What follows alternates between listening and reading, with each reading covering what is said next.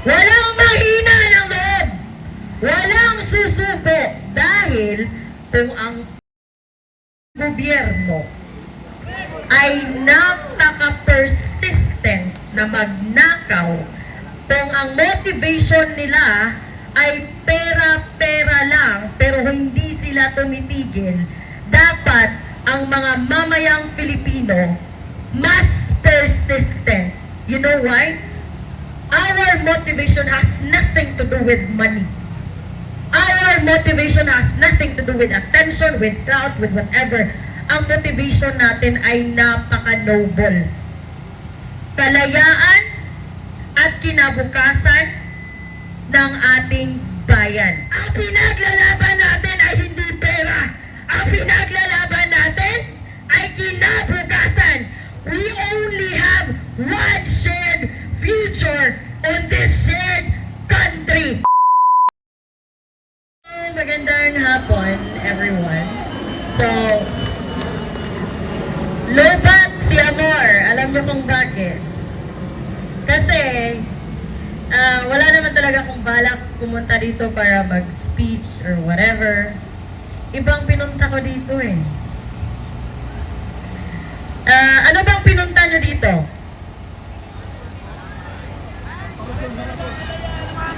Ano ang pinunta niyo dito? Pumunta ba kayo dito para manood ng speech? Lang. Hindi ako mag-speech. Pero ito lang, ha? On a very serious note. Marami kasi ang sa atin napapagod, nawawala ng pag-asa. Rally na naman. Wala namang mangyayari. Kukunti lang naman tayo. Wala namang dumarating. Ito lang, alright? Just a word of encouragement. Hindi madali ang laban na hinaharap natin. So it would be very stupid para sa atin na isipin na mapapanalo natin to agad-agad. Alright? Walang manghihina ng loob. Dahil walang madali sa buhay. Kailangan mong mag-push back, lumaban, show up even when you don't feel like showing up. Okay? Walang mahina ng loob. Walang susuko dahil kung ang gobyerno ay napaka-persistent na magnakaw, kung ang motivation nila ay pera-pera lang pero hindi sila tumitigil, dapat ang mga mamayang Filipino mas persistent. You know why? Our motivation has nothing to do with money. Our motivation has nothing to do with attention, with clout, with whatever. Ang motivation natin ay napaka-noble. Kalayaan at kinabukasan ng ating bayan.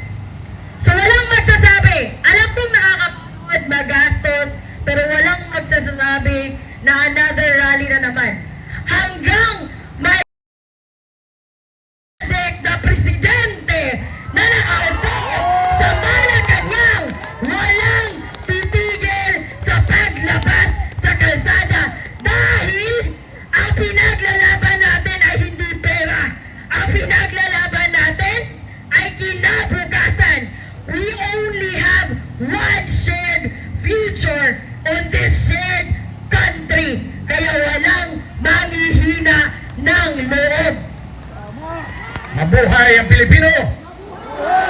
Mabuhay ang bayan!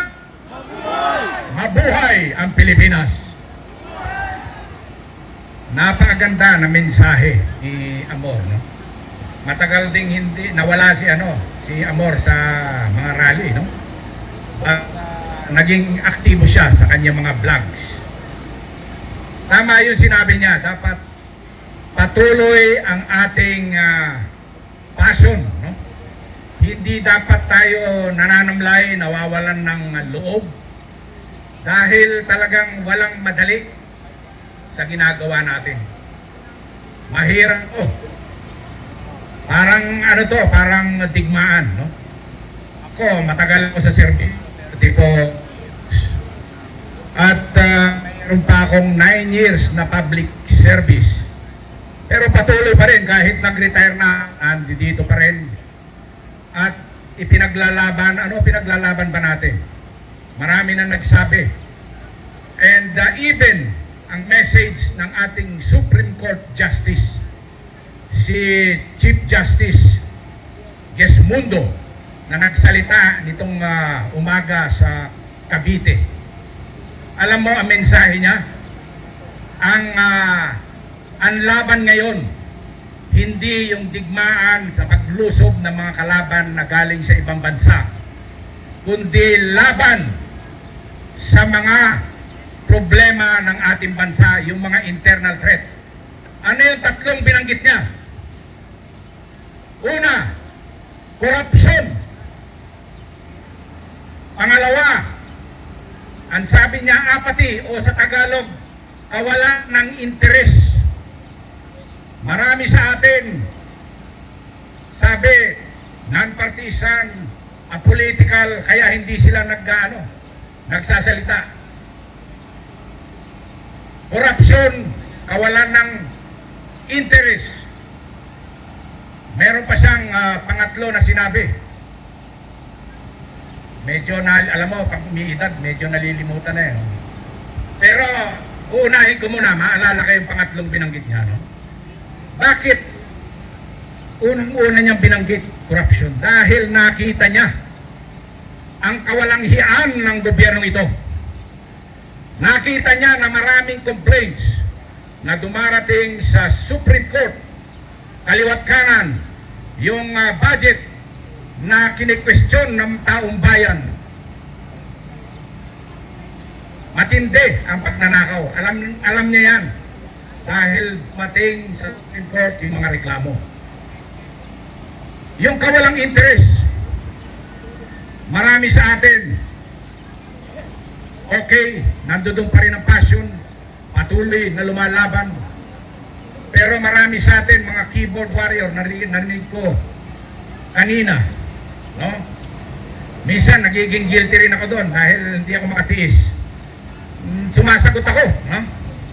Parang yun na yata ang trend. Pero, nandito, nagpapakita kami. Sabi ng mga anak ko nga, yung asawa ko, ano na, retired na, bakit ka pa nandiyan dyan? Tama rin naman, no?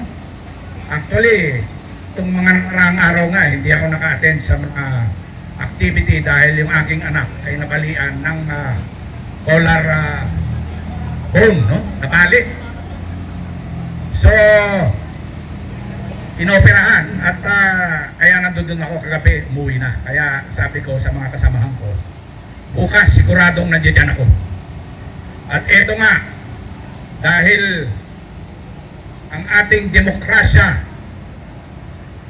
eto, democracy is dead. Pero nung una ako nagsalita dito, sabi ko, although democracy is dead, may pag-asa pa yan. May pag-asa pa ba tayo?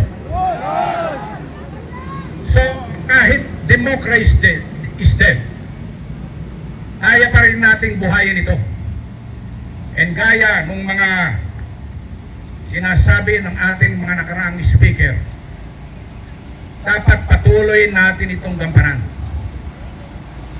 Kahit na dinidemolish nila yung mga nagsasabi ng katotohanan, dapat hindi mawalan ng loob ang ating mga witnesses, yung ating Brave 18 na magkakaroon pa ng additional Brave 14 at additional na Brave 7. Pero tinawag ni Tulpo, ni Mang Kanor, sabi nung sa kabila, no? Na basurero daw at kargadores. Ano masama kung kargadores ka? Marami dito, malapit tayo sa pier.